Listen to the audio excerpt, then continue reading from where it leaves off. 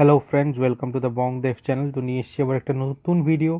আর এই ভিডিওটা শুরু করার আগে যেটা সবসময় বলি সেটা আবার বলবো, এই ভিডিওটা ভালো লাগলে অবশ্যই লাইক করবেন, শেয়ার করবেন এবং আমাদের চ্যানেলটাকে অবশ্যই সাবস্ক্রাইব করে দেবেন। নিচে লাল রঙের সাবস্ক্রাইব বাটনটা আছে, সেটা প্রেস করে দিন এবং তার পাশে যে বেল আইকনটা আছে সেটা অবশ্যই প্রেস করে দেবেন, নাহলে আমাদের রেগুলার আপডেটস কিন্তু আপনাদের কাছে পৌঁছবে না। তো চলুন এই ভিডিওটা শুরু করছি। তো তো প্রথমেই যেটা বলবো সেটা হচ্ছে যে এটিকে মোহনবাগান তো আজকে ডার্বিতে, আইএসএল এর প্রথম ডার্বি, আইএসএল এর ঐতিহাসিক ডার্বিতে এসসি ইস্ট বেঙ্গলকে হারিয়ে দিল 2-0 গোলে। এটিকে মোহনবাগানের হয়ে গোল করলেন রয় কৃষ্ণ এবং মনভীর সিং। এবং সত্যি কথা বলতে গেলে এসসি ইস্ট বেঙ্গল কিন্তু ম্যাচটা হেরে গেল কোথাও গিয়ে দ্বিতীয়ার্ধে, এবং অবশ্যই হাবাসের ট্যাকটিক্সের কাছে। আর এটিকে মোহনবাগানের ডিফেন্সটা যেরকম সলিড, তাদের কিন্তু সামনে স্ট্রাইকিং অপশনস অনেক, এবং রয় কৃষ্ণা এমন একজন স্ট্রাইকার যিনি কিন্তু খারাপ দিনেও হয়তো পুরো ম্যাচে একটা দুটো সুযোগ পেয়েও তার থেকে কনভার্ট করে দিয়ে যেতে পারেন। সেই জায়গায় এসসি ইস্ট বেঙ্গলে প্রথমত তাদের ফিনিশারের একটা অভাব, যেটা আমাদের যারা ফুটবল ফ্যান্স বারবার বলছিলেন টিম গঠন, এবং ইদানিংও আমরা যত ভিডিও করেছি সবাই কমেন্ট করে এটা বলেছেন যে গোল করার লোকের অভাব। তো বাস্তবে সেটাই দেখা গেল যে গোল করার লোকের অভাব। বলওয়ান সিং যে সুযোগ নষ্ট করলেন, বা অ্যান্টনি পিলকিংটনের যে শট বাইরে গেল, সেগুলো আলাদা রেখে যদি বলি তাহলেও বলবো যে গোল করার লোকের কিন্তু অভাব আছে। এবং বলওয়ান সিংয়ের এখন তিনি তার কেরিয়ারের শেষ প্রান্তে। আর আরেকটা এটা বোঝা গেল না রবি ফলারের প্ল্যান বি কী ছিল আজকে, সেটা একদমই মনে হলো কোনো প্ল্যান বি নেই। কারণ রফিককে নামানো হলো, মোহাম্মদ রফিককে নামানো হলো বলওয়ান সিংয়ের জায়গায়। এটা খুবই অদ্ভুত লেগেছে যে যখন টিম পিছিয়ে আছে সেই সময় রফিককে বলওয়ান সিংয়ের মতো স্ট্রাইকারের জায়গায় নামানোটা একটু অদ্ভুত লেগেছে। কারণ যে ছিল রিজার্ভ বেঞ্চে, যেকে অনায়াসে নামানো যেত। এখন জানি না কেন ফোলার নামিয়েছেন, সেটা তিনি ভালো বলতে পারবেন। আর অস্ট্রেলিয়ান স্ট্রাইকার অ্যারন এমারি হলওয়ে এরকম একটা ডার্বি ম্যাচে তাকে কেন স্কোয়াডে তিনি নেই, সেটাও একটা প্রশ্ন। অনেকে বলছেন হয়তো চোটের জন্য নেই, তো সেটা এখনও নিশ্চয়তা পাওয়া যায়নি অ্যারন এমারি হলওয়ে কেন নেই। আর এটিকে মোহনবাগানের কথায় খুব একটা কিছু বেশি বলার নেই। কেরালা ব্লাস্টার্সের ম্যাচেরই পুনঃসম্প্রচার বলা চলে।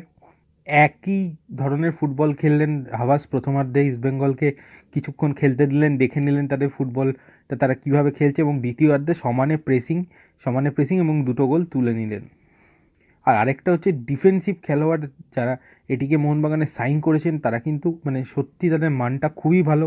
তাদের কিন্তু কোনো স্পেস দিয়ে দেননি। মানে এসসি ইস্ট বেঙ্গলের টিম হয়তো 2-3টে সুযোগ পেয়েছে, কিন্তু কোনো ওপেন স্পেস দেয়নি। এবং ইস্ট বেঙ্গলের কোনো বিদেশি পজিটিভ স্ট্রাইকার ছিল না বলে কিন্তু আরও স্পেসটা পাওয়া গেল না।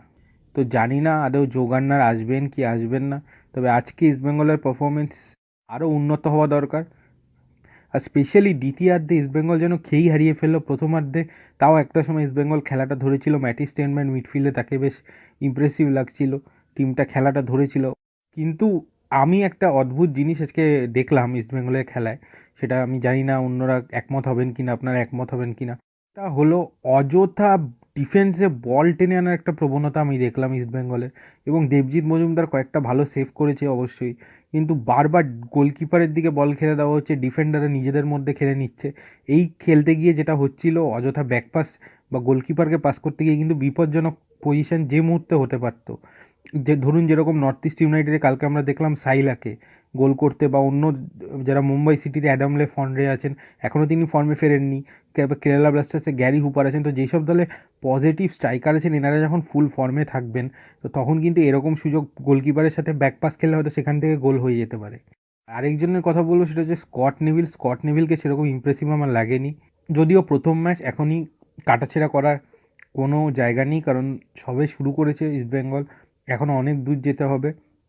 তো সবে আইএসএল শুরু হয়েছে, প্র্যাকটিসের জন্য বেশি টাইম পায়নি, এই মরশুমে টিম তৈরি হয়েছে, সব ঠিক আছে, কিন্তু কিছু প্রবণতাগুলো কিন্তু একটু চোখে পড়ার মতো। যেরকম ডিফেন্সের ব্যাপারটা বললাম, অযথা বল ডিফেন্সের টেনে আনা।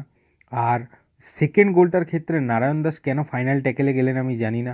ওখানে তিনি যদি হোল্ড করতেন বলটা, তাহলে কিন্তু অনায়াসে ওখানে হয়তো ওই অ্যাটাকটা গোলে কনভার্টই হতো না, ডিফেন্সটা অনেকটা গুছিয়ে নিত।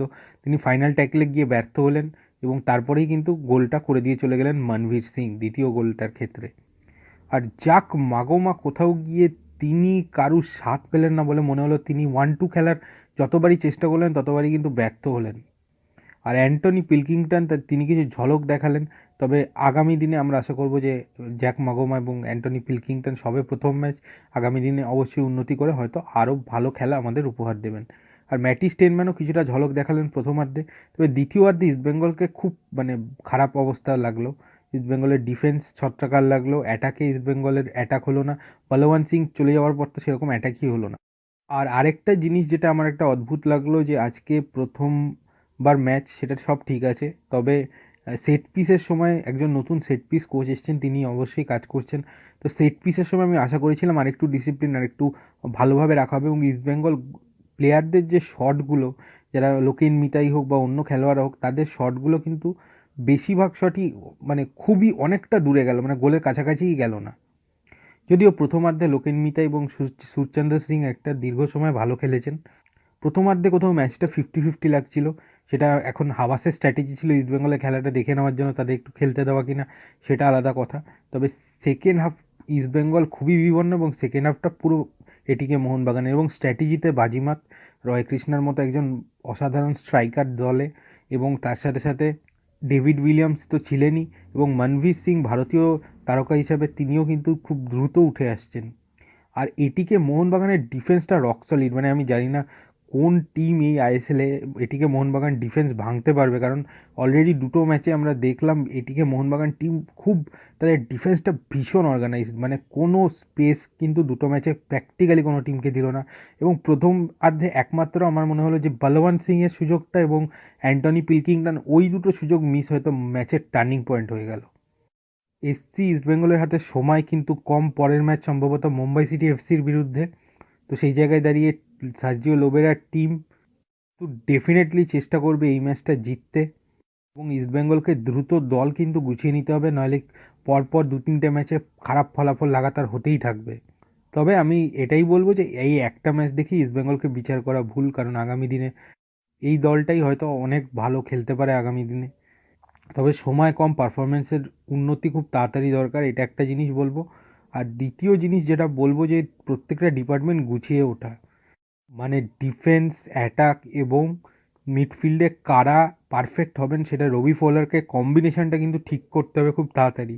আর আরেকটা জিনিস হচ্ছে ইস্টবেঙ্গলের গোল স্কোরিং ডিপার্টমেন্টটা কিন্তু খুব স্ট্রং হতে হবে, কারণ আইএসএলের প্রায় প্রত্যেকটা দলে বিদেশি স্ট্রাইকার, একমাত্র ইস্টবেঙ্গল ছাড়া প্রায় প্রত্যেকটা দলেই, ইস্টবেঙ্গল ছাড়া প্রত্যেকটা দলেই প্রায় বিদেশি স্ট্রাইকার আছে। তো সেই জায়গায় দাঁড়িয়ে গোল করার লোক রবি ফলারকে খুব তাড়াতাড়ি খুঁজে বের করতে হবে, কারণ গোল করার লোক যদি দলে না থাকে তাহলে খুব সমস্যা হবে। আর আই লিগের মতো টুর্নামেন্ট যেখানে বিদেশি স্ট্রাইকার ছাড়া দল কুথিয়ে কুথিয়ে চলে, তো সেই জায়গায় দাঁড়িয়ে রবি ফলারের গোল করার লোক খুঁজে বের করতে হবে, কেন অ্যান্টনি পিলকিংটন এবং জাক মাগোমা দুজন কিন্তু ডান দিক আর বাঁ দিকে অপারেট করছেন, মাঝখানে অপারেট করার মতো কেউ নেই। বলওয়ান সিং অপারেট করার চেষ্টা করলেও তার পক্ষে কাজটা করা কিন্তু খুব কঠিন হবে। তো জেজে লাল পেখলুয়া, আমরা জানি না তিনি কবে নামবেন বা কী হবে, কিন্তু জেজে লাল পেখলুয়াও যদি না নামে তাহলে সেক্ষেত্রে কে খেলবেন, কি করবেন, সেটা একটা কিন্তু প্রশ্ন থাকছে। তো রবি ফলারের জন্য আগামী ম্যাচ যেটা মুম্বাই সিটি এফসির বিরুদ্ধে, সেটা খুব ক্রুশিয়াল হতে চলেছে, এবং সেই ম্যাচটা অন্তত কিন্তু ড্র রাখতেই হবে, কারণ আইএসএলের মতো একটা বড় টুর্নামেন্ট, সবে টিম নেমেছে, এবং সেখানে যদি পরপর দুটো ম্যাচে পুরোপুরি হার হয়, তো সেই জায়গায় দাঁড়িয়ে টিমটার মনোবল একদম তলায় গিয়ে কিন্তু ঠেকবে। দেখা যাক ইস্টবেঙ্গল আগামী ম্যাচে কতটা উন্নতি করে বা কি পারফরমেন্স করে এরপর। তো এই ভিডিওটা এই পর্যন্ত রাখছি, ভালো লাগলে যেটা বলবো অবশ্যই লাইক, শেয়ার এবং আমাদের চ্যানেল